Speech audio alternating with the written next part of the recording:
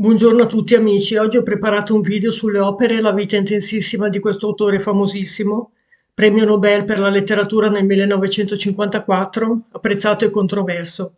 Verrà un po' lungo ma c'era veramente molto da dire. Poi per ora io ho letto solo qualche suo racconto ma lo farò sicuramente e gli dedicherò qualche recensione in futuro perché i suoi romanzi mi interessano molto. Cominciamo. Ernest Miller Hemingway, nato nel 1899 e morto nel 1961, è stato uno scrittore e giornalista statunitense. Fu autore di romanzi e racconti.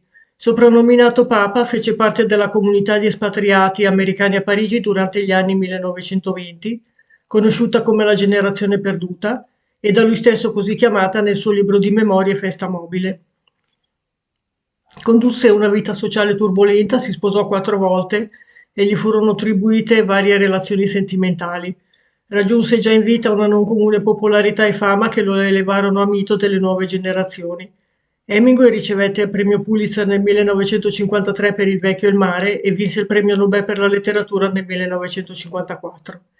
Lo stile di Hemingway, caratterizzato dall'asciuttezza, dalla semplicità e dall'iperbole, da lui definito teoria dell'iceberg, ebbe una significativa influenza nello sviluppo del romanzo del XX secolo. I suoi protagonisti sono tipicamente uomini dall'indole stoica, i quali vengono chiamati a mostrare grazia in situazioni di disagio. Molte delle sue opere sono considerate pietre miliari nella letteratura statunitense. Di lui è stato scritto: personaggio affascinante, le sue pagine profondamente ispirate a uno stile di vita sono pervase da un senso assoluto della vigoria morale e fisica, dello sprezzo del pericolo, ma anche della perplessità davanti al nulla che la morte reca con sé. Vediamo la biografia. Nasce il 21 luglio 1899 a Oak Park, un sobborgo di Chicago, secondogenito di Clarence Edmonds, un medico di famiglia benestante di Grace Hall, ex aspirante cantante d'opera lirica. Quando aveva appena un anno fu portato in una casa estiva nel Michigan vicino a un lago. Poté abituarsi quindi presto all'aria aperta e alla natura. Ancora piccolo amava sentir raccontare storie e soprattutto di animali e gli piaceva dare un nome diverso alle persone che lo circondavano. A 4 anni venne messo in una scuola d'infanzia e contemporaneamente inserito in un circolo naturalista diretto dal padre. Fu in questa circostanza che imparò a distinguere animali ed erbe. Inoltre il padre lo conduceva spesso con sé quando andava a visitare nella riserva indiana i suoi pazienzi. Molti di questi ricordi di questo periodo rientreranno nei suoi racconti. E da qui si rafforzò nel ragazzo l'amore per la natura, la caccia, la pesca e l'avventura. Aveva solamente 10 anni quando gli fu regalato il suo primo fucile da caccia, che imparò presto a usare con grande maestria, suscitando l'invidia dei compagni, tanto che un giorno, a causa di un bottino di quaglie che stava portando a casa, venne assalito da un gruppetto di ragazzi che lo picchiarono, e fu probabilmente questo episodio che gli fece nascere il desiderio di imparare la boxe. Dopo aver frequentato senza grande entusiasmo la scuola elementare, venne iscritto alla Municipal High School ed ebbe la fortuna di incontrare due insegnanti che, avendo notato l'attitudine del ragazzo per la letteratura, lo incoraggiarono a scrivere. Nacquero così i primi racconti e i primi articoli di cronaca pubblicati sui due giornali scolastici. Nel 1917 ottenne il diploma ma rifiutò di iscriversi all'università, come avrebbe desiderato il padre, sia di dedicarsi al violoncello come voleva sua madre. Per affermare la sua indipendenza si recò a Kansas City, dove iniziò a lavorare come cronista nel quotidiano locale, il Kansas City Star, che si distingueva per il linguaggio moderno, rapido e oggettivo, sotto l'insegnamento del vicecronista Peter Wellington, maestro di Objective Writing. Ernest Hemingway era ateo, inoltre. Vediamo la Prima Guerra Mondiale. Il 6 aprile 1917 gli Stati Uniti d'America entrarono in guerra e Hemingway, lasciato il lavoro, si presentò come volontario per andare a combattere in Europa con il corpo di spedizione statunitense del generale Pershing, come già stavano facendo molti giovani aspiranti scrittori che provenivano dalle università, che poi diventeranno famosi. Escluso dai reparti combattenti a causa di un difetto alla vista, venne arruolato nei servizi di autoambulanza come autista dell'ARC, American Red Cross, la sezione statunitense della Croce Rossa, destinato al fronte italiano della città di Schio, ai piedi del monte Pasubio. E dopo 2 settimane di addestramento e 10 giorni trascorsi a New York, si imbarcò sulla Chicago diretto a Bordeaux. Il 31 maggio giunse a Parigi ed ebbe modo, girando per la città con l'amico Ted Brabant, di vedere il disastro provocato nei vari quartieri dai tedeschi. Proseguì in treno per Milano, dove rimase per alcuni giorni prestando opera di soccorso nelle campagne circostanti a Bollate. Era infatti saltata in aria una fabbrica di munizioni e molte erano state le vittime tra le operaie. In seguito fu inviato a Vicenza con due compagni, assegnato alla sezione quarta della Croce Rossa Internazionale statunitense presso il lanificio Cazzola a Schio, cittadina ai piedi del Pasubio, come dicevo prima, nella quale tornò anche nel primo dopoguerra. Per assistere alla guerra e descriverla al meglio, decise di trasferirsi per un breve periodo a Gorizia, direttamente sul fronte italiano orientale. Malgrado il 15 giugno si fosse scatenata sul fronte italiano la battaglia del Sostizio, alla sezione quarta la situazione era tranquilla e per alcune settimane Hemingway alternò il lavoro di soccorso a bagni nel torrente e partite a pallone con gli amici.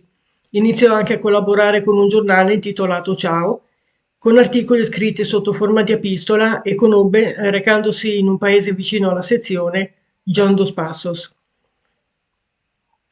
Il giovane desiderava assistere alla guerra da vicino e così fece domanda per essere trasferito. Fu mandato sulla riva del Basso Piave, nelle vicinanze di Fossalta di Piave e di Monaster di Treviso, come assistente di trincea.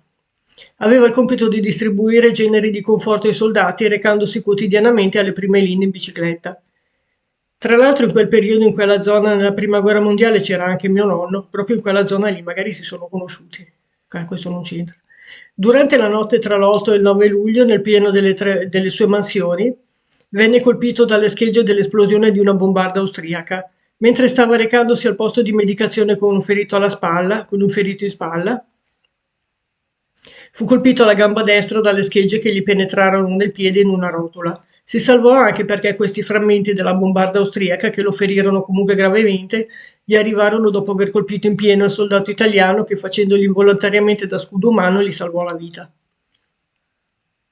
Dopo le prime cure ricevute presso l'ospedale da campo gestito da volontari della Repubblica di San Marino, il 15 luglio fu finalmente trasportato su un treno ospedale e il 17 luglio venne consegnato all'ospedale della Croce Rossa Americana a Milano, dove fu operato.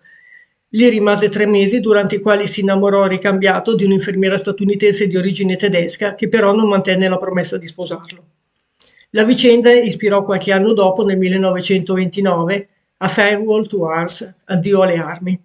Una volta dimesso e decorato con la medaglia d'argento al valor militare italiana, ritornò al fronte a Bassano del Grappa. Quando l'esercito fu smobilitato il 21 gennaio del 1919, Hemingway fece ritorno a Oak Park, dove venne accolto come un eroe. Vediamo gli anni '20. Dopo il rientro a casa, Hemingway ricominciò a scrivere, ad andare a pesca e a fare conferenze nelle quali raccontava i giorni drammatici trascorsi sul fronte italiano.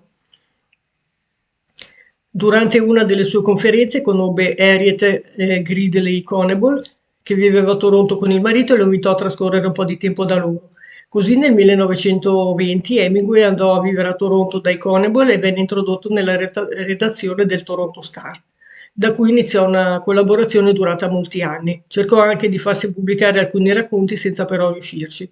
Questa vita ebbe fine quando sua madre, che non ammetteva il modo di vivere del figlio, convinse il padre a smettere di mantenerlo. Il giovane, rimasto senza casa e senza sostentamento, venne ospitato a Chicago dal fratello di un suo amico.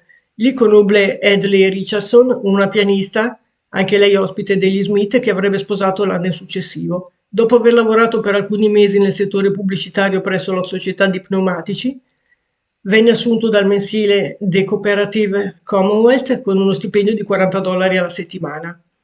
A Chicago conobbe anche Sherwood Anderson, che lo sollecitò a cimentarsi nella narrativa, mentre grazie al giornalismo stava riscuotendo un discreto successo. Nel marzo del 1921 Hemingway si recò a St. Louis per incontrare Adlai, con la quale in quei mesi aveva tenuto una fitta corrispondenza. Il 5 settembre i due si sposarono. In dicembre venne mandato in Europa dal Toronto Star come corrispondente inviato speciale. Partì con la moglie per il suo reportage e soggiornò in Spagna, Svizzera, Francia, da dove inviava i suoi articoli al giornale. Quest'autunno decise di trasferirsi a Parigi su suggerimento di Sherwood Anderson, che gli fornì alcune lettere di presentazione per la scrittrice statunitense espatriata Gertrude Stein. affinché lo presentasse a James Joyce e Ezra Pound. Nel 1928 il padre, Clarence Hemingway, in preda a problemi finanziari, si suicidò con la sua Smith & Wesson. Vediamo l'inizio della carriera letteraria. Hemingway iniziò a Parigi la sua carriera letteraria, stimolata anche dall'incontro con Gertrude Stein, che gli fornì un elenco di letture e libri che avrebbe dovuto leggere per mettersi al passo con le avanguardie letterarie dell'epoca, e in modo particolare col modernismo. A Parigi un incontro fondamentale per lui nell'ambiente degli espatriati statunitensi e della generazione perduta fu quello con il poeta Ezra Pound, che considerò fin dall'inizio un maestro e grazie al quale cominciò a pubblicare alcuni racconti e poesie su riviste letterarie. Nel 1922 Hemingway continuò la collaborazione con il Toronto Star, scrivendo articoli che in seguito furono raccolti in diverse antologie. Nell'aprile dello stesso anno il giornale lo mandò a Genova come inviato della Conferenza Internazionale Economica, terminata con l'accordo concluso a Rapallo. In giugno tornò in Italia con la moglie. Da Aosta arrivò in treno a Milano, dove andò presso la sede del quotidiano Il Popolo d'Italia a intervistare il direttore Mussolini. Proprio in quel periodo, per il Toronto Star, lo mandò come inviato a Costantinopoli per seguire la guerra tra Grecia e Turchia. In agosto i turchi avevano scatenato un'offensiva per respingere i greci. Dall'Anatolia avevano occupato e dato alle fiamme il ponte di Smirne. Malgrado il parere contrario della moglie, il giovane Hemingway partì. A Costantinopoli conobbe il colonnello Charles Sweeney, un soldato di Ventura con il quale strinse una sincera amicizia che servì di ispirazione per uno dei suoi personaggi. Dopo aver assistito all'evacuazione dei cristiani della Tracia, il 21 ottobre ritornò in treno a Parigi, colpito dalla malaria e tormentato dalle cimici. Per il servizio ricevette $400, cifra che gli permise di scrivere con una certa tranquillità. Vediamo i primi racconti. In questo periodo scrisse il racconto My Old Man, il mio vecchio, e alcuni scritti satirici su personaggi che gli erano sgraditi. Il 20 novembre andò come inviato dal Toronto Star a Losanna, dove si teneva la conferenza di pace tra Grecia e Turchia, e incontrò molti corrispondenti conosciuti a Genova. Nel 1923 Hemingway e la moglie, che aspettava un bambino, fecero un altro viaggio in Italia, a Rapaldo, Pisa, Sirmione e Cortina d'Ampezzo, dove rimasero fino a primavera inoltrata. A Rapallo, dove erano stati inviati da Pound che abitava lì, Hemingway ebbe modo di incontrare il proprietario della Contact Edition, Robert McCalmon, che iniziò a scrivere alcuni racconti. In quel periodo proseguì anche la sua attività di corrispondente di guerra. Nell'estate del 1923 gli Hemingway, insieme a un gruppo di amici, si recarono in Spagna, a Siviglia, e lo scrittore assistette alla sua prima corrida importante, partecipando anche attivamente, e conosce torrieri celebri. Al ritorno a Parigi, McCalmon gli offrì di pubblicare un volume di racconti nelle sue Contact Edition. Hemingway gli inviò allora 3 racconti: Happy Michigan, su nel Michigan, My Old Man, il mio vecchio, e Out of Season, fuori stagione, al quale aggiunse qualche poesia. Su consiglio di Gertrude Stein si recò nell'estate del 1924 a Pamplona per la festa di San Firmino, e fu in quel luogo, a contatto con i matador del momento Nicanor Villalta e Manuel Garcia, detto Vera, che trasse molte delle idee che sviluppò per tutta la vita e gli ispirarono il romanzo Fiesta, allora intitolato Il sole sorgerà ancora, poi ha cambiato titolo, salutato dalla critica e dal pubblico con clamore. Ritornato a Parigi, scrisse altre miniature ispirate alle sue vicende di guerra in Italia e quelle sulle corride dei torieri.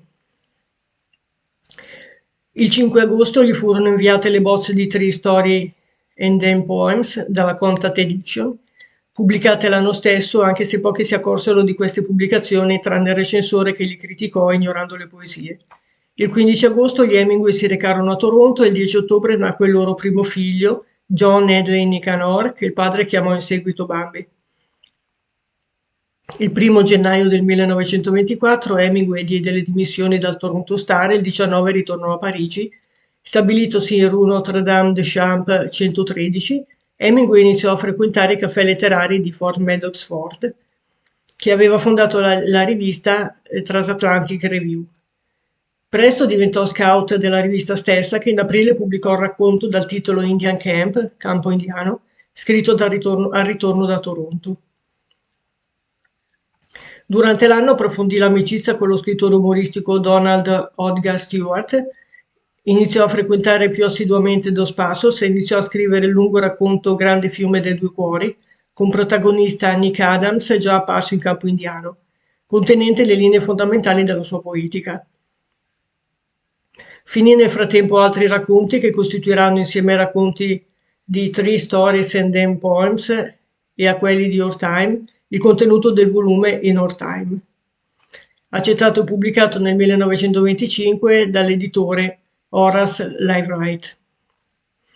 Nel frattempo Hemingway aveva scritto il racconto L'invito, respinto dalla rivista De Diablo, perché considerato troppo forte. Firmò però un contratto con la Liveright e conobbe l'editor di Scribner Maxwell Perkins, grazie alla raccomandazione di Francis Scott Fitzgerald, che era in quel momento all'apice della sua carriera.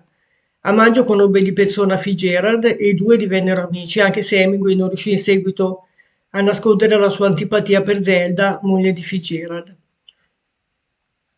Nel 1934 Hemingway in una lettera disse a Scott: se c'è qualcuno che aveva bisogno di disciplina nel lavoro eri tu, e invece ti sei sposato una che è gelosa del tuo lavoro, che vuole competere con te e che ti rovina. In giugno iniziò a scrivere il romanzo A Long Way Out, a novel, mai terminato, ma il cui titolo servì a Peter Griffin per la biografia dello scrittore pubblicata nel 1985.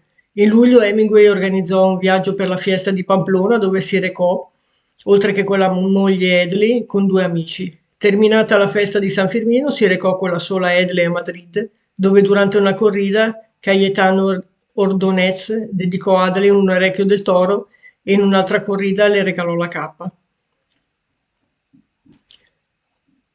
Lo scrittore prese poi spunto da questi episodi per delineare la figura di un personaggio di un romanzo che aveva pensato dapprima di intitolare Fiesta, titolo poi scartato insieme ad altri perché è straniero. Ritornato a Parigi, terminò il romanzo concludendolo con la data 21 settembre 1925 e intitolandolo The Sun Also Rises. Nel 1957 dal romanzo fu tratto un film famoso con Errol Flynn, Tyrone Power, Ava Gardner, Mel Ferrer, regia di Henry King. Conobbe e frequentò in questo periodo l'ambiente dei miliardari Gerard e Sarah Murphy, che sarebbero stati i modelli di Fitzgerald in Tender in the Night, Tenera la notte, e che vivevano gran parte dell'anno a Cape d'Antibes, ospitando persone illustri. Per liberarsi dal vincolo del contratto dell'editore Liveright, che non gli permetteva di passare all'editore Scribner, Hemingway compì un gesto piuttosto opportunistico che indignò quasi tutti i suoi amici. Scrisse The Torrent of Springs con l'intenzione di farne una parodia dei modi affettati che Sherwood Anderson usava nel suo ultimo romanzo Riso Nero. In questo modo Liveright non avrebbe potuto pubblicarlo e lo scrittore sarebbe stato libero di passare all'altro editore. L'unica a difenderlo fu Pauline Pfeiffer, una redattrice di moda di Vogue, che da quel momento divenne una presenza costante nel matrimonio di Ernest e Edley. Nel febbraio del 1926, liberatosi dall'editore Liveright, lo scrittore si recò da solo a New York, dove ottenne l'incontro con Scribner, che gli assicurò la pubblicazione di The Torrents of Springs e di The Sun Also Rises, non ancora terminati. La promessa fu mantenuta e nello stesso anno furono pubblicati i suoi primi due romanzi. Con la pubblicazione dei due romanzi, soprattutto The Sun Also Rises, Fiesta, il sole sorgerà ancora in italiano, pubblicato in quell'anno, la fama di Hemingway crebbe, ma il suo matrimonio, già profondamente in crisi per la presenza di Pauline, si ruppe definitivamente. Nel 1927 egli sposò in seconde nozze con rito cattolico Pauline Pfeiffer e andò a vivere a Key West, nell'arcipelago delle Keys, in Florida, dove iniziò a scrivere A Firewall to Arms, Addio alle armi. In ottobre venne pubblicato Men Without Women, Uomini senza donne, recensito da Virginia Woolf. Nel giugno del 1928 nacque il suo secondo figlio Patrick, ma il 6 dicembre padre Clarence si tolse la vita lasciando profondamente sconvolto lo scrittore. Nel gennaio del 1929 il manoscritto Addio alle armi venne terminato e in settembre fu pubblicato, ottenendo grande successo. Gli anni 30. Nel 1930 lo scrittore ritornò a Parigi e durante l'anno scrisse una prefazione alle memorie di Kiki de Montparnasse, Si recò a fare un viaggio alle isole Marchesi e Tortuga, organizzò un safari in Africa e iniziò a bere troppo, conducendo una vita molto sregolata che gli procurerà alcuni incidenti. Si ferì al viso e in seguito a un incidente d'auto si fratturò il braccio destro. Nello stesso anno venne rappresentata la riduzione teatrale di Addio alle armi, che però rimase in scena solamente 3 settimane, e uscì la riduzione cinematografica, che invece ebbe un ottimo successo di pubblico e gli rese un eccellente guadagno. Nel 1931, ritornato a Key West, Hemingway apprese che Pauline era nuovamente incinta. Insofferente però alla vita familiare e sempre bisognoso di nuove avventure, si recò a Madrid da solo e partecipò alla sua 7ª edizione della Fiera di San Firmino a Pamplona. Egli in questo periodo ebbe una lunga relazione con Jane Mason, moglie di un funzionario della Pan American World Airways, che terminò con il tentativo di togliersi la vita della donna. A novembre lo scrittore ritornò a Kansas City per la nascita del figlio, che fu chiamato Gregory Hancock. Sempre attratto dall'avventura, lo scrittore compì sempre in quell'anno anche una spedizione di pesca a La Habana con Joe Russell, proprietario della Sloopy Joe's Bar che egli frequentava, scoprendo la pesca dei marlin. Scrisse il terzo racconto di Nick Adams, Come non sarò mai, ambientato nell'Italia del 1918, mentre continua il flirt con Jane, che gli avrebbe ispirato il ritratto della protagonista del racconto La breve vita felice di Francis Macomber. Nel 1933 lo scrittore si recò a New York, dove conobbe Thomas Wolfe e incontrò Arnold Gingrich, fondatore della rivista Esquire e futuro marito di Jane Mason. Ritornò a Key West e durante la primavera la rivista Scribner's Magazine accettò due suoi racconti. Venne pubblicata sempre in quell'anno la sua terza raccolta intitolata Chi vince non prende nulla, e Hemingway iniziò a scrivere il racconto che fece parte in seguito di To Have and Have Not, Avere e non avere, e decise il titolo per la nuova raccolta di racconti, Winner Take Nothing, cioè il vincitore non prende nulla, e che verranno pubblicati l'anno stesso. Non rinunciò comunque ai suoi viaggi e in aprile si recò in crociera a Cuba sulla barca di Joe Russell, rimanendovi per 2 mesi. In agosto andò con Paulina a La Habana, dove assistette alla rivoluzione del 12 agosto, che ebbe come risultato la deposizione del dittatore cubano Gerardo Machado e l'elezione di Carlos Manuel de Céspedes y Quesera. Dopo essere ritornato a Parigi e aver letto con dispiacere le recensioni negative sulla sua raccolta Winner Take Nothing, ripartì ancora insieme a Pauline e Charles Thompson per Mombasa e Nairobi, dove iniziò il safari. Nel 1934 comprò con i soldi che Arnold Gingrich gli aveva dato come anticipo sui suoi futuri articoli per l'Esquire la sua famosa barca d'altura, che chiamò Pilar, e fece ritorno a Key West, dove decise in quell'anno di scrivere la storia del suo safari. Il 18 luglio Hemingway inaugurò la Pilar, andò a Cuba lasciandola poi a La Habana, dove incontrò lo scrittore cubano Enrique Serpa, con cui strinse una solida amicizia. Ritornò a casa, dove terminò di scrivere il libro sul safari che intitolò The Green Hills of Africa, Verdi colline d'Africa. Nel 1935 Hemingway trascorse molto tempo a pescare con la sua nuova barca Bimini, dove ebbe un pauroso incidente. Verdi colline d'Africa uscì solamente in agosto e venne accolto con indifferenza. Portò a termine il secondo racconto di To Have and Have Not con il titolo The Tradesman Return. Nel 1936 scrisse un paio di racconti e terminò Le nevi del Kilimangiaro, oltre al terzo racconto Avere e non avere.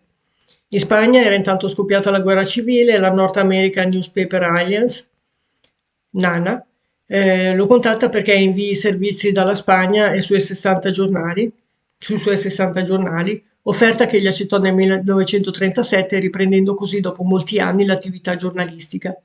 In questo periodo lavorò intensamente a un documentario propagandistico antifascista dal titolo Spagna in fiamme a febbraio, con il poeta Archibald MacLeish, la commediografa Lillian Hellman e l'amico John Dos Passos. Fondò una società per raccogliere i fondi per un secondo documentario sulla Spagna che avrà il titolo The Spanish Earth, Terra di Spagna. Il 16 marzo, dopo aver ottenuto i permessi per la Spagna, Hemingway partì in aereo per Barcellona intenzionato ad arrivare più a sud e arrivato a Valencia volle andare subito a vedere i luoghi della vittoria lealista. In seguito si spostò a Madrid dove iniziò la sua attività di inviato speciale e dove lo raggiunse Gillhorn, la giovane e ambiziosa scrittrice che aveva incontrato allo Sluggish Joe's Bar di Key West e che sposerà nel 1940 dopo il divorzio da Pauline. Ad aprile iniziò la vera preparazione del film documentario Terra di Spagna, che verrà presentato eh, il 4 giugno a New York durante la riunione organizzata dalla League of American Writers. Dopo che John Dos Passos, Archibald MacLeish e Lillian Hillman ebbero costituito la Contemporary Historical Inc., per fare in modo che il famoso regista Joris Stevens e il cameraman John Ferno partecipassero. Lo scrittore, che era ritornato il 9 maggio dalla Spagna, tenne in quell'occasione una conferenza con il segretario del Partito Comunista e Joris Stevens alla Carnegie Hall, dove venne registrata la famosa frase «Il fascismo è una menzogna detta da prepotenti». L'8 luglio il documentario fu proiettato alla Casa Bianca, dove Hemingway era stato invitato dal presidente Roosevelt, e il 10 luglio in California. Durante la serata, che si tenne a casa di Frederick March, presente Dorothy Parker e Francis Scott Fitzgerald, lo scrittore raccolse fondi per inviare ambulanze in Spagna. Ritornato in Spagna con Marta, si recò in prima linea, conducendo con lei una vita molto dura, spostandosi continuamente nei luoghi di battaglie e di bombardamenti. Dopo un mese al fronte, Hemingway si trasferì a Madrid all'Hotel Florida con Marta ormai ufficialmente al suo fianco. Il 15 ottobre 1937 uscì Avere e non avere, che diventò subito bestseller, e nel frattempo scrisse la commedia che si ispirava a Marta, La quinta colonna. Prima di Natale, mentre Marta e Ernest si avviavano verso Barcellona, vennero a conoscenza di un'avanzata lealista e ritornarono sui luoghi dove si combatteva. La coppia festeggiò assieme il Natale del 1937 a Barcellona. Di lì ritornarono a Parigi, dove Hemingway trovò Pauline, che si era recata nella città nel tentativo di salvare il loro matrimonio. Hemingway, che intanto iniziava ad accusare seri disturbi di fegato e a bere in modo eccessivo, malgrado il parere contrario del medico, si decise a ritornare nel 1938 con Pauline a New York e in seguito a Key West, dove rimase fino alla fine di marzo, anche se la presenza della moglie lo esaspirava sempre più.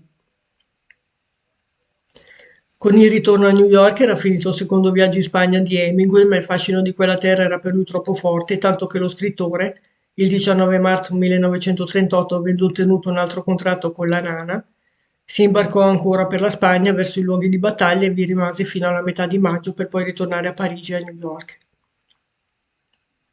Scrisse in questo periodo articoli per la rivista di sinistra Ken, fondata dallo stesso editore di Esquire, sul quale l'11 agosto del 1938 scriveva del timore di una nuova guerra europea. Usciva intanto da New York la rappresentazione di Fifth Column, la quinta colonna, con l'adattamento di Benjamin Glaser. Ritornato a Parigi si rimise con Martha Gellhorn e iniziò a scrivere il romanzo sulla Spagna, mentre usciva il volume di racconti con recensioni non sempre favorevoli, ma che gli fruttò solo nelle 2 prime settimane 6.000 copie. Gli anni 40, nel febbraio del 1939, lo scrittore si recò a Cuba, dove rimase un mese lavorando al romanzo For Whom the Bell Tolls, per chi suona la campana. Al ritorno a Key West gli venne proposta la riduzione cinematografica di The Show Seppi, Life of Francis Macomber. Hemingway, intanto ritornato a La Habana, fu raggiunto da Martha Gellhorn, che lo convinse ad affittare una tenuta in rovina chiamata Finca Vigia. Sempre con Marta si recò nell'Idaho a Sun Valley, un vecchio villaggio vicino alla città mineraria di Ketchum, dove trascorreva gran parte del tempo cacciando selvaggina. Il 1940 fu l'anno dedicato alla stesura del romanzo Per chi suona la campana, che venne pubblicato in luglio a New York con una vendita immediata di 100.000 copie. Si tratta probabilmente del suo romanzo più riuscito per l'epicità intensa e per la messa in luogo di alcuni concetti e tematiche che ci danno ancora il ritratto dell'Hemingway ottimista che si perse negli anni successivi. Nello stesso anno fu realizzata la riduzione cinematografica del libro e in novembre, dopo aver avuto conferma del divorzio ottenuto da Pauline, sposò Marta, accompagnandola poco tempo dopo in Cina come inviata della rivista Colliers. Era intanto scoppiata la seconda guerra mondiale e i tedeschi avevano invaso la Danimarca, i Paesi Bassi e la Francia, mentre Dunkerque era stata evacuata e in Messico era stato ucciso Trocchi. Il 27 gennaio del 1941 lo scrittore si recò a Los Angeles per prendere accordi sul film tratto dal suo romanzo Per chi suona la campana e incontrò Gary Cooper in Ingrid Bergman. Ritornato a Hong Kong, dove rimase un mese, continuò il viaggio in Birmania, dove gli arrivò la notizia che Per chi suona la campana era stato candidato al premio Pulitzer, che però quell'anno non fu assegnato. Mentre Marta fu inviata a Giacarta, Hemingway dovette ritornare a Hong Kong, ma alla fine di maggio era di nuovo alla Finca Vigia, la casa che aveva comprato come regalo di nozze per Marta con i primi guadagni del romanzo, a San Francisco de Paula, vicino a La Habana, dove iniziarono i problemi con le tasse. Nel 1942 lo scrittore si recò in vacanza a Città del Messico, ospite di Nathan Davis, che lo convinse a iniziare un'attività di controspionaggio a La Habana per impedire da parte della quinta colonna nazista di infiltrarsi a Cuba.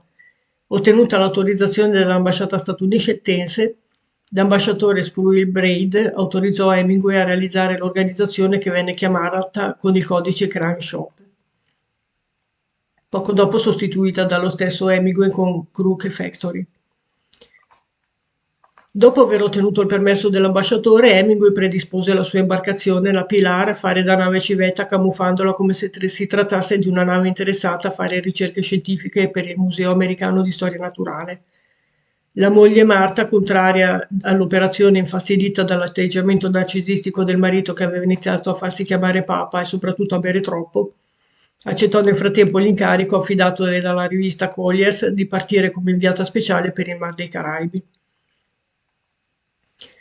Hemingway visse questa avventura che gli ispirò Island of the Stream, Isole della Corrente, con grande entusiasmo, ma in seguito all'indagine sui metodi della Crew Factory, condotta dai 16 agenti dell'FBI venuti a La Habana, l'organizzazione fu sospesa.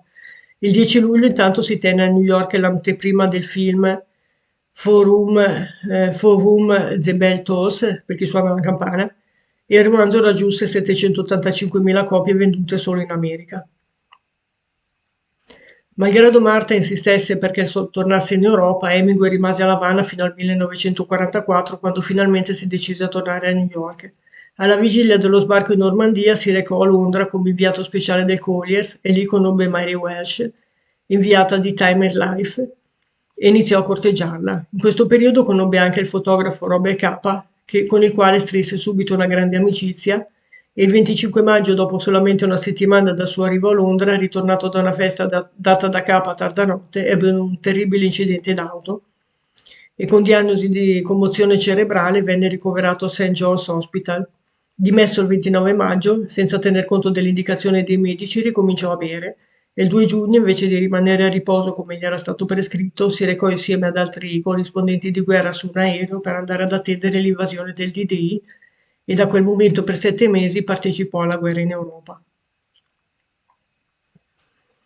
Il 26 luglio conobbe colui che sarebbe diventato suo eroe militare, il colonnello, in seguito promosso generale, Charles Truman Lanham, comandante del 22° reggimento di fanteria della quarta divisione, e lo seguì come corrispondente presso il suo reggimento. Lasciata in agosto la quarta divisione, lo scrittore si spostò a Rambouillet, sulla strada di Parigi, per unirsi a un gruppo di partigiani francesi prendendone il comando. Il 24 agosto entrò in Parigi prima del generale Leclerc. Avvenne quella che egli chiamò la liberazione dell'Hotel Ritz. Il 4 ottobre venne sottoposto a un'inchiesta a Nancy con l'accusa di aver violato la Convenzione di Ginevra per essersi tolto, quando si trovava a Rambouillet, le mostrine di corrispondenti e aver preso il comando dei partigiani francesi. Il 15 novembre, dopo essere stato assolto, raggiunse il colonnello Naman nella foresta di Urten e rimase con il battaglione per tutti i 18 giorni della battaglia della foresta di Urten, sferrata dai tedeschi, nella quale morirono 2678 statunitensi.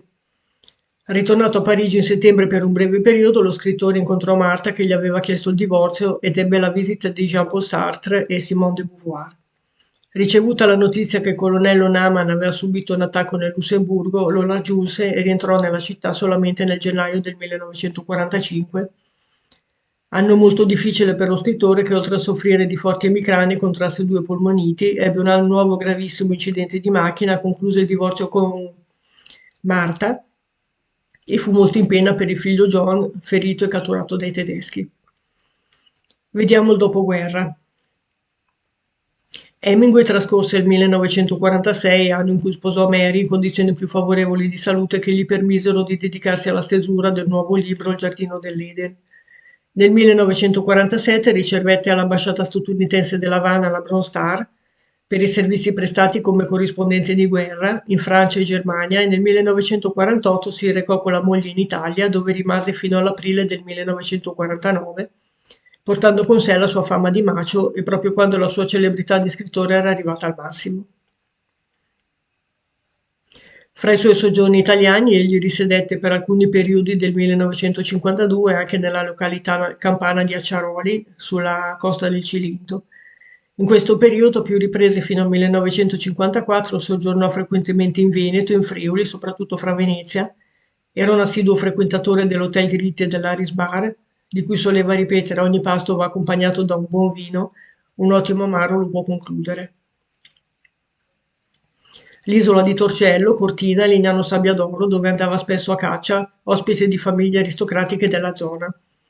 Fu in tale periodo che scrisse il romanzo Di là del fiume tra gli alberi, ambientato proprio nei luoghi veneti e friulani conosciuti dall'autore. Il romanzo, pubblicato nel 1950, fu accolto freddamente dalla critica e non ottenne un grande successo, ma rappresentò comunque il ritorno di Hemingway al romanzo dopo 10 anni. Proprio per gli aperti riferimenti a luoghi e persone realmente conosciuti all'epoca, si era innamorato anche della giovane nobildonna vedova Adriana Ivancic, facilmente riconoscibile in un personaggio del romanzo. Hemingway vietò la pubblicazione in Italia di là del fiume tra gli alberi per almeno 2 anni. Ciò non impedì che la relazione di Hemingway con la giovane italiana suscitasse un certo scandalo, almeno in Italia. Il romanzo fu pubblicato in Italia solo nel 1965. Tornato a Cuba si dedicò alla pesca sulla sua Pilar e scrisse The Old Man on the Sea, Il vecchio e il mare, che terminò il 17 febbraio del 1952, e il romanzo è rimasto incompiuto, pubblicato postumo con il titolo Isole della corrente. Il premio Bancarella è un premio letterario nato dai librai di Montereggio di Mulazzo nel 1953 e in seguito trasferito nella vicina città di Pontremoli in Toscana. La prima edizione venne vinta nel 1953 da Ernest Hemingway con Il vecchio e il mare. Lo stesso anno Leland Hayward gli offrì di pubblicare su un numero unico di Life, con uscita in settembre, Il vecchio e il mare, mentre Adriana Ivancic disegnò la copertina del libro per l'editore Scribner, che pubblicò il romanzo nello stesso anno. Nell'aprile del 1953 il romanzo vinse il premio Pulitzer.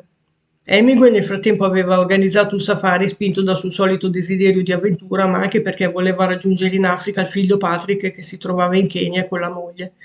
Dopo aver accettato un contratto con la rivista Look per la pubblicazione di una serie di articoli sul safari che avrebbe fatto, Hemingway volle tornare a Pamplona per la festa di San Firmino.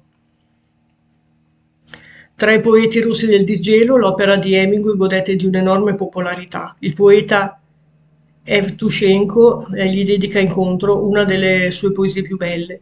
Incontro, le frasi asciutte e brevi di Hemingway, il suo amore per il dettaglio completo, sia importante che accessorio, la sorprendente associazione del nichilismo con il sentimento della profondità di un'esistenza sentita, fiutata e assaporata, tutto ciò non poteva mancare di impressionare i giovani scrittori sovietici in rivolta contro la monotonia tradizionale, contro la falsa e pretenziosa semplicità dei premi Stalin.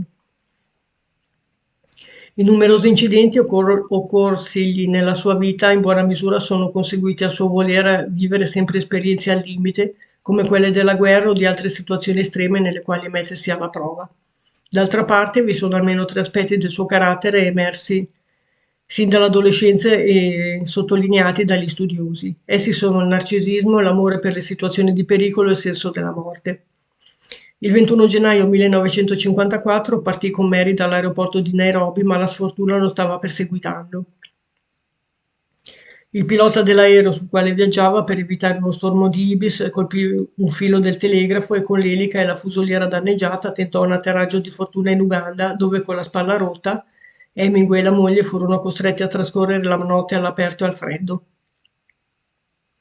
Al mattino, avvistati da una grande barca e fatti salire a bordo, furono trasportati a Butiaba, dove Reggie Cartwright si offrì di portarli fino a Entebbe con il suo piccolo aereo, ma l'aereo prese fuoco e lo scrittore, nel tentativo di sfondare un portello con la testa, subì danni fisici molto gravi dai quali non si riprese mai più. Condotto a Nairobi, dove ricevette le prime cure, si forzò di scrivere il suo primo articolo per Luke e accettò di essere condotto da Roy Marsh sul suo aereo all'accampamento di Shimoni, sulla costa del Kenya, dove era stato precedentemente programmato, ma allo scoppio di un incendio nel vicino accampamento, egli, che era corso per aiutare, venne avvolto dalle fiamme, uscendone fortemente ostinato.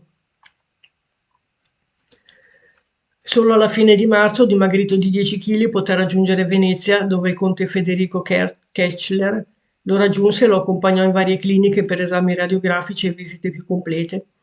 Malgrado la salute così precaria, lo scrittore aveva il desiderio di rivedere la Spagna e così, accompagnato in macchina da Aaron Edward Ochkner, che nelle conversazioni registrate lungo il viaggio trasse Papa Hemingway, pubblicato nel 1966, si recò a Madrid. Qui si fece curare da un medico e poi ripartì per Alassio e poi alla volta di Genova, dove si imbarcò per l'Havana. Tornato alla finca, si sottopose a cure intensive. Per tutta l'estate riuscì soltanto a scrivere alcune lettere e a ricevere qualche visita, tra cui quelle di Ava Gardner e Luis Miguel Dominguín, che aveva conosciuto a Madrid in occasione di una corrida. Durante il soggiorno ad Alassio nel 1953, Ernest Hemingway era solito frequentare il Caffè Roma, il cui proprietario, l'artista Mario Berrino, gli sottopose l'idea di trasformare un muretto di fronte al balcone del suo bar in un'opera d'arte interattiva che avrebbe riportato le dediche e le firme dei più illustri clienti del Caffè Roma. L'idea piace a Hemingway e nacque così il muretto di Alassio. Il 28 ottobre del 1954 Hemingway ricevette per telefono la notizia che gli era stato assegnato il premio Nobel per Il vecchio e il mare, ma non fu in grado di viaggiare fino a Stoccolma per la cerimonia del 10 dicembre, così il premio fu ritirato dall'ambasciatore John Cabot. Si dice che quando gli portarono il premio, lo scrittore commentò troppo tardi. Il 17 settembre scrisse un testamento in cui nominò la moglie Mary erede ed esecutrice testamentaria, a patto che provvedesse ai figli. In novembre riuscì a fatica ad andare a Lavanna per ricevere l'onorificenza dell'ordine di San Cristobal, ma ammalatosi di nefrite e di epatite dovette poi restare a letto fino al 9 gennaio. Nel 1956, dopo essersi in parte ripreso, tentò di scrivere alcuni racconti che rimasero incompiuti e benché tutti lo scoraggiassero, volle andare a Madrid a vedere le corride. Beveva sempre di più e soffriva di pressione alta, ma non voleva rassegnarsi al suo stato fisico così deteriorato e, contro le raccomandazioni del medico, organizzò un safari in Africa, senza tuttavia poterlo realizzare perché proprio in quell'anno Nasser chiuse il canale di Suez. Decise allora di andare in Spagna a caccia di pernici e in novembre si spostò a Parigi. All'Hotel Ritz gli riconsegnarono 2 bauli rimasti in un magazzino dal 1928, con i manoscritti e i datiloscritti che in seguito diventarono festa mobile. Nel 1957 Hemingway iniziò a soffrire di una forte depressione che gli impedì di portare a termine l'articolo su Fitzgerald per la rivista The Atlantic Monthly.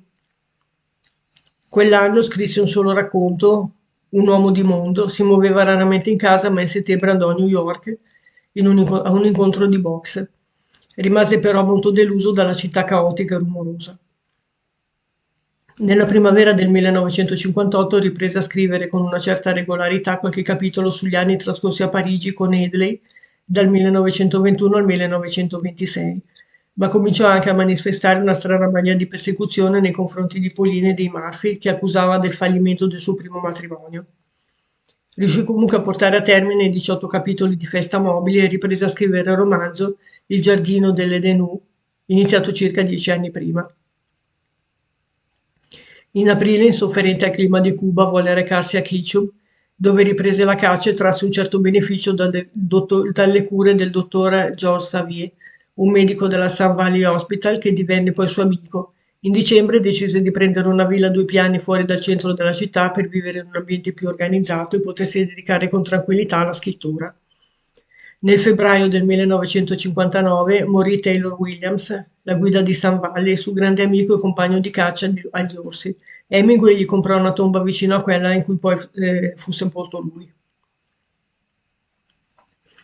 In aprile, dopo essere stato a La Habana e aver incontrato Tennessee Williams e Kenneth Tynan, accettò l'invito di Bill Davis e in maggio partì con Mary per la villa La Consula a Malaga sulla Costa del Sol, da dove si mosse solo per vedere una serie di corridi di Dominguín e di Antonio Ordonez in giro per la Spagna. A Pamplona conobbe Valérie Danby Smith, che divenne poi la sua segretaria e dopo la morte di Hemingway rimase vicina a Mary. Il 21 luglio Mary organizzò una grande festa per il suo 60° compleanno, ma in quell'occasione lo scrittore si comportò in modo molto preoccupante, alternando crisi di pianto e discorsi sarcastici verso gli amici. Ripresa la tournée delle corride, andò a Valencia per vedere Dominguín, che tra l'altro per chi non lo sapesse era il padre di Miguel Bosé, il marito di Lucia Bosé, che rimase però ferito gravemente alla coscia destra. Nel frattempo lo scrittore aveva cominciato a prendere appunti sulle corride per scrivere un articolo che gli era stato commissionato dalla rivista Life. Tuttavia, quando in ottobre tornò alla finca Vigia e cercò di riordinarli, non ci riuscì.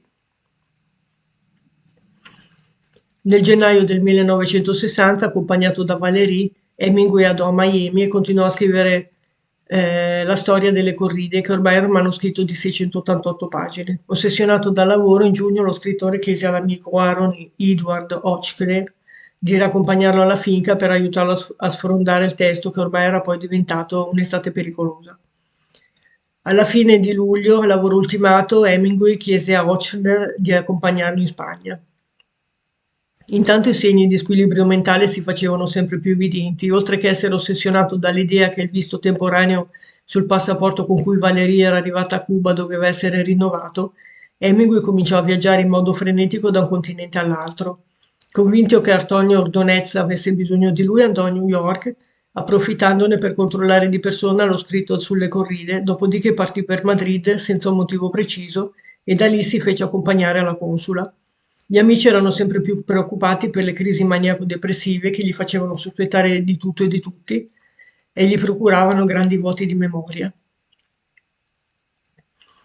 In settembre su Life uscì la prima delle 3 puntate di The Dangerous Summer, ma Hemingway fu assalito dall'angoscia, convinto di aver scritto un pasticcio di cui vergognarsi. Gli amici spagnoli, allarmati dal suo stato patologico, si sentirono in dovere di riportarlo a New York. Lì però la situazione peggiorò ulteriormente e Hemingway cominciò a vedere complotti ovunque intorno a sé. Il 22 ottobre ritornò a Kitchum, ma la situazione peggiorò. Era convinto di non avere più denaro per mantenere la casa, pensava di essere pedinato dall'FBI e perseguitato per un visto non rinnovato di Valérie e vedeva ovunque agenti federali. Dall'archivio generale dell'FBI si consta che i timori di Hemingway erano in parte giustificati, infatti il bureau lo teneva sotto sorveglianza dai tempi della guerra di Spagna e dell'attività di controspionaggio. Dopo aver parlato con uno psichiatra, il dottor Xavier si rese conto della necessità di un ricovero. Il 30 novembre, sotto falso nome, Hemingway partì con un aereo privato insieme al dottor Xavier. Mary lo raggiunse in treno per essere ricoverato alla clinica Mayo del Minnesota. Gli fu diagnosticata un'emocromatosi, fu sottoposto a numerosi elettroshock e venne colpito da afasia. Il 22 gennaio, dimesso dalla clinica, fece ritorno a Kitchum e riprese a fatica il lavoro al Libro di Parigi, smettendo di bere e rifiutando qualsiasi invito. Piangeva con grande facilità, continuava a dimagrire e era convinto di avere un cancro. Durante il suo ricovero, nonostante soffrisse di alta pressione per il diabete, fu sottoposto a ripetuti trattamenti di elettroshock, oltre 20, che provocarono grosse lacune nella memoria. In quel periodo riferì a un suo amico le sue preoccupazioni. Che senso ha rovinare la mia mente e cancellare la mia memoria? Queste cose costituiscono il mio capitale e senza di esse sono disoccupato. È una buona cura, ma abbiamo perso il paziente.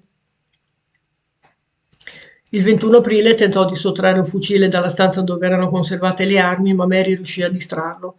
L'arrivo del dottor Xavier per la sua visita quotidiana fu provvidenziale perché riuscì a convincerlo a deporre il fucile e lo convinse al Sun Valley Hospital e da qui nuovamente alla clinica Mayo, dove fu sottoposto ad altri elettroshock. Rimase in ospedale per 2 mesi, isolato in una stanza senza la presenza di alcun oggetto, e il 26 giugno venne dimesso clinicamente guarito, ma già lungo il viaggio di ritorno ricominciò ad avere strani comportamenti e forti allucinazioni. Morire è una cosa molto semplice, ho guardato la morte e lo so davvero. Se avessi dovuto morire sarebbe stato molto facile, proprio la cosa più facile che abbia mai fatto. E come è meglio morire nel periodo felice della giovinezza non ancora disillusa, andarsene in un bagliore di luce che avere il corpo consunto e vecchio e le illusioni disperse. Il 1° luglio 1961, come riferisce Mary nelle sue memorie, fu una giornata abbastanza tranquilla per lo scrittore, tranne che per il ricorrente incubo della persecuzione dell'FBI. Ella racconta che alla sera cantò con lei una canzone che era solito canticchiare nei momenti di serenità. Pochi giorni prima Mary lo aveva sorpreso con un fucile e delle cartucce in mano, ma egli le aveva risposto che intendeva soltanto dargli una ripulitina. Allarmata, lei aveva risposto l'arma nell'armadietto e l'aveva chiuso a chiave. La mattina della domenica del 2 luglio Mary fu svegliata da un forte colpo. Hemingway si era sparato mettendosi il fucile in bocca. Aveva trovato le chiavi dell'armadietto dove ve le aveva lasciate Mary. Dopo 3 giorni, nella piccola chiesa di Nostra Signora delle Nevi, vennero celebrate le onoranze funebri in presenza dei 3 figli e di pochi amici intimi. Il suo corpo ebbe sepoltura nel cimitero di Ketchum in Idaho. Dopodiché moltissime sono state le biografie a lui dedicate, ricordato nelle canzoni e nei fumetti, e a lui sono dedicate statue un po' dappertutto. Gli è stato dedicato persino un asteroide. Inoltre, gran parte dei suoi libri sono stati utilizzati per il cinema, come spesso capita. Vi lascio alcuni titoli qui sotto come sempre, ma sono veramente tantissime opere. Bene amici, oggi è stata un po' lunga, ma non volevo tralasciare niente. Grazie per l'ascolto, al prossimo video. Ciao, a presto.